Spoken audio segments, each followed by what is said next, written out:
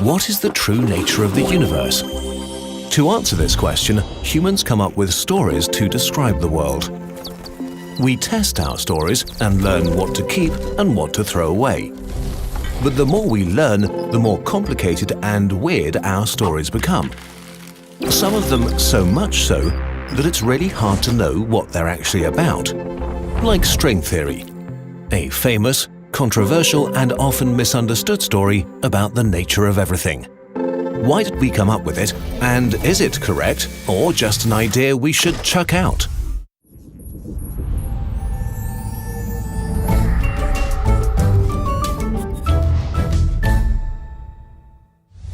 To understand the true nature of reality, we looked at things up close and were amazed. Wondrous landscapes in the dust, zoos of bizarre creatures, complex protein robots, all of them made from structures of molecules made up of countless, even smaller things, atoms. We thought they were the final layer of reality until we smashed them together really hard and discovered things that can't be divided anymore, elementary particles. But now we had a problem. They're so small that we could no longer look at them. Think about it. What is seeing? To see something, we need light, an electromagnetic wave. This wave hits the surface of the thing and gets reflected back from it into your eye. The wave carries information from the object that your brain uses to create an image. So you can't see something without somehow interacting with it. Seeing is touching, an active process, not a passive one. This is not a problem with most things. But particles are very, very, very small. So small that the electromagnetic waves we use to see are too big to touch them. Visible light just passes over them. We can try to solve this by creating electromagnetic waves with more and much smaller wavelengths.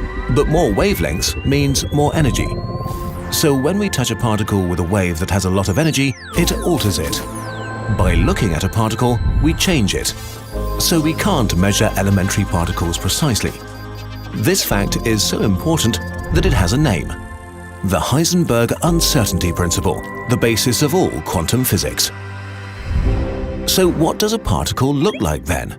What is its nature? We don't know. If we look really hard, we can see a blurry sphere of influence, but not the particles themselves. We just know they exist. But if that's the case, how can we do any science with them? We did what humans do and invented a new story, a mathematical fiction. The story of the point particle. We decided that we would pretend that a particle is a point in space. Any electron is a point with a certain electric charge and a certain mass, all indistinguishable from each other.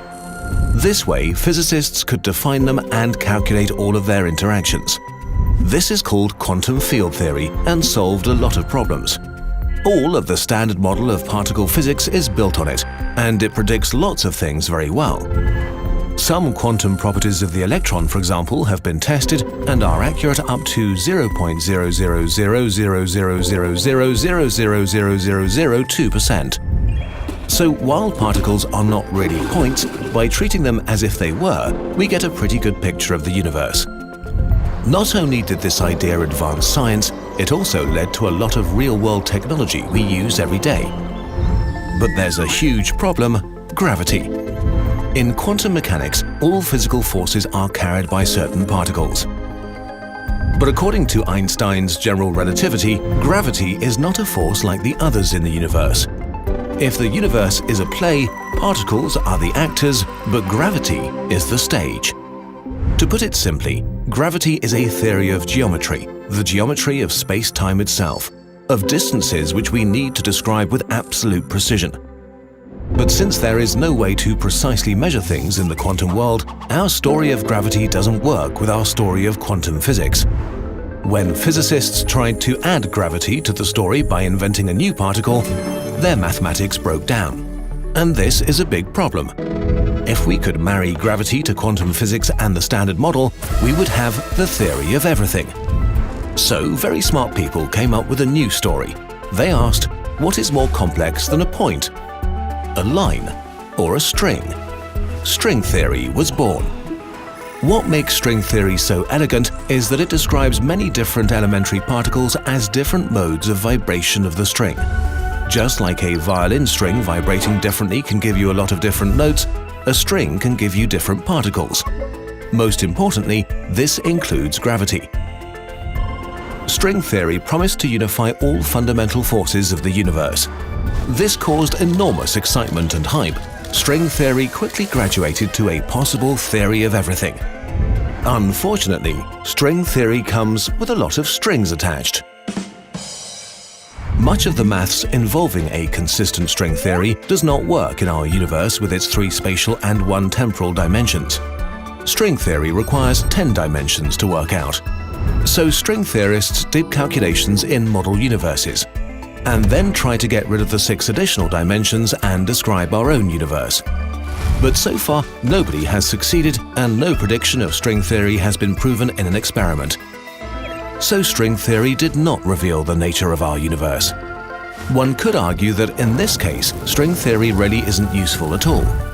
Science is all about experiments and predictions. If we can't do those, why should we bother with strings? It really is all about how we use it. Physics is based on maths. 2 + 2 makes 4. This is true no matter how you feel about it. And the maths in string theory does work out. That's why string theory is still useful. Imagine that you want to build a cruise ship, but you only have blueprints for a small rowing boat. There are plenty of differences: the engine, the materials, the scale. But both things are fundamentally the same: things that float. So by studying the rowing boat blueprints, you might still learn something about how to build a cruise ship eventually.